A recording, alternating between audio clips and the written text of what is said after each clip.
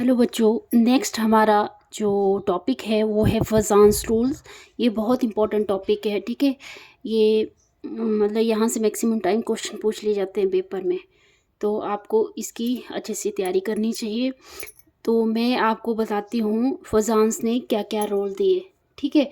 तो अगर मैं बोलूँ कि ये जो Na पॉजिटिव Cl नेगेटिव है, मैक्सिमम टाइम हम क्या बोलते थे जब हम 9th क्लास में या 10th क्लास में पढ़ते थे, तो इसमें क्या बोलते थे हम, Na पॉजिटिव Cl नेगेटिव। ये क्या है, इसमें आयनिक बॉन्ड बन रहा है, ठीक है। हम क्या बोलते थे, इसमें आयनिक करैक्टर ज़्यादा है, ठीक है।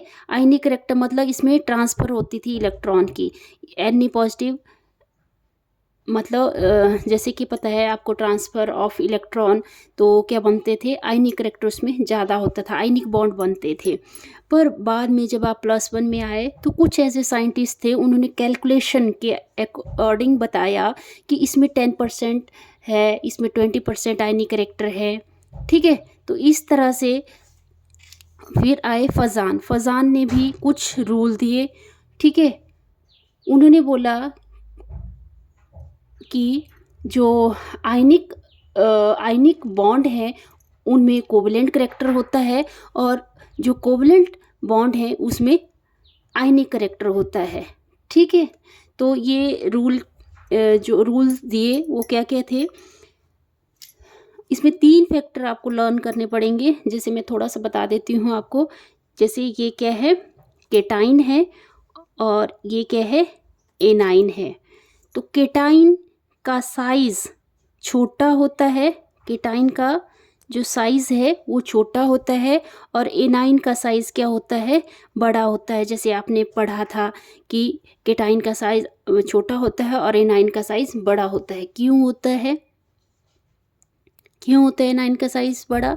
क्योंकि जैसे फ्लोरीन, क्लोरीन, ब्रोमीन, आयोडीन, ये क्या करते हैं, ये एक इलेक्ट्रॉन गेन करते हैं और नोबल गैस कॉन्फ़िगरेशन अटेन कर लेते हैं, जिसकी वजह से जो फ्लोरीन, क्लोरीन, ब्रोमीन जो हमारा हेलोजन ग्रुप है उसका साइज़ क्या होता है, मैक्सिमम बड़ा होता है, ठीक है।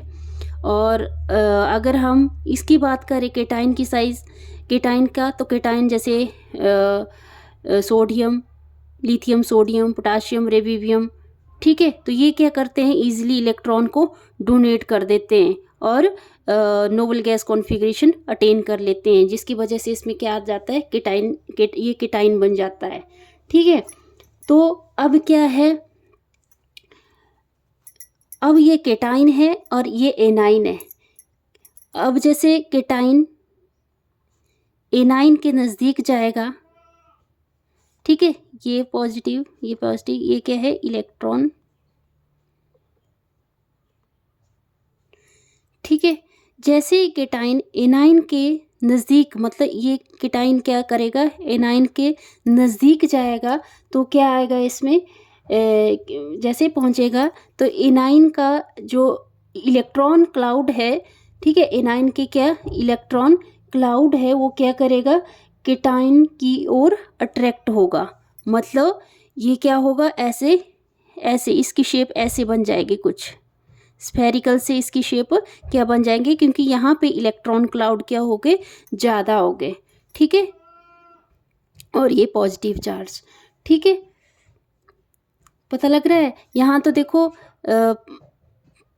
यहाँ पे क्या हो रहा था, पॉजिटिव चार्ज और नेगेटिव चार्ज। मतलब यहाँ पे क्या था, ये प्रोटॉन थे और ये इलेक्ट्रॉन थे। हमें पता है यहाँ प्रोटॉन और इलेक्ट्रॉन के बीच में अट्रैक्शन हो रही थी, ठीक है, जिसकी वजह से आपका आयनिक करैक्टर शो हो रहा था। पर बाद में क्या हुआ, केटाइन क्या कर रहा है, केटाइन जब एनाइन के नज़दीक लाया इसको, तो ये जो इलेक्ट्रॉन थे इसके, ये क्या कर रहे थे, एनाइन का जो इलेक्ट्रॉन क्लाउड था वो क्या कर रहा था, केटाइन क्या कर रहा था, उनको अपनी तरफ खींच रहा था, ठीक है। और जिसकी वजह से जो एनाइन था, एनाइन का जो साइज था वो क्या हो रहा था, डिस्टॉर्ट हो गया, ठीक है। और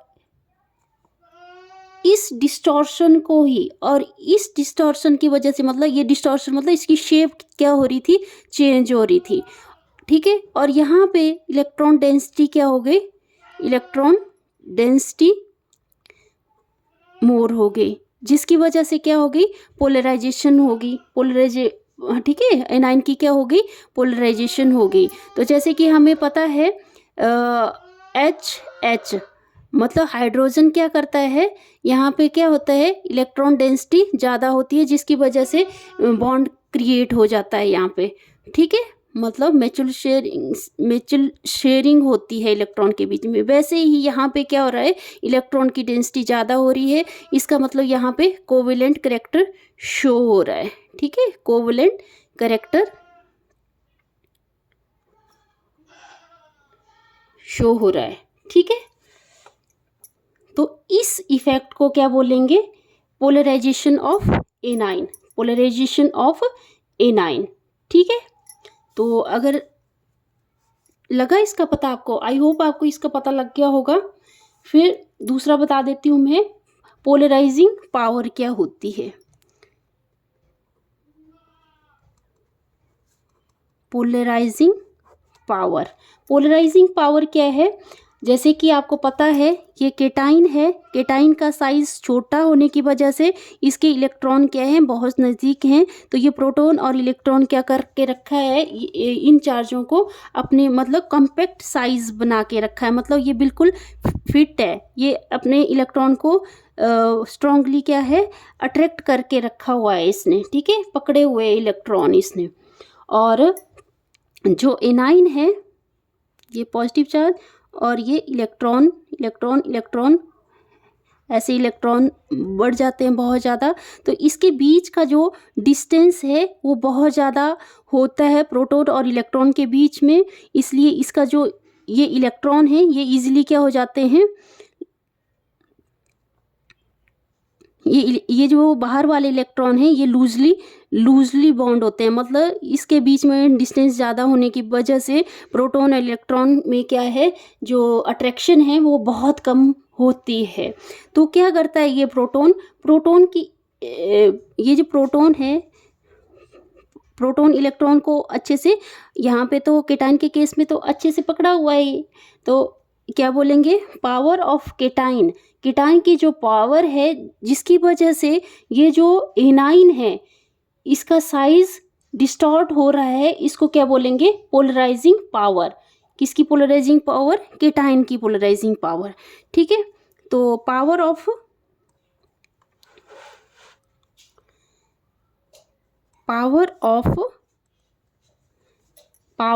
केटाइन टू पोलराइज्ड और distort the anion is called its polarizing power,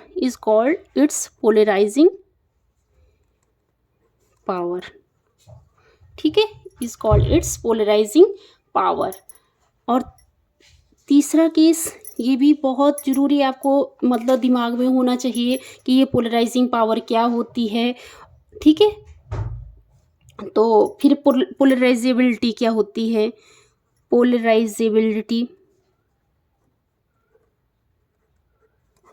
ठीक है, पोलराइजेबिलिटी क्या होती है, टेंडेंसी ऑफ एनाइन, ये आपका केटाइन हो गया और ये एनाइन हो गया।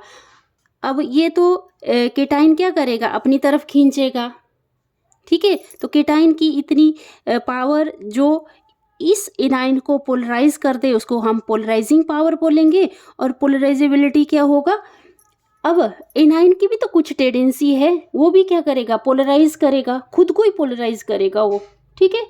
मतलब the tendency of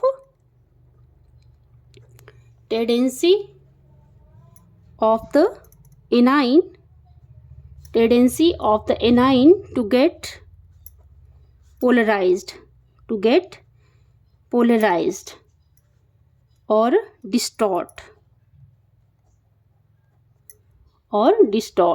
is called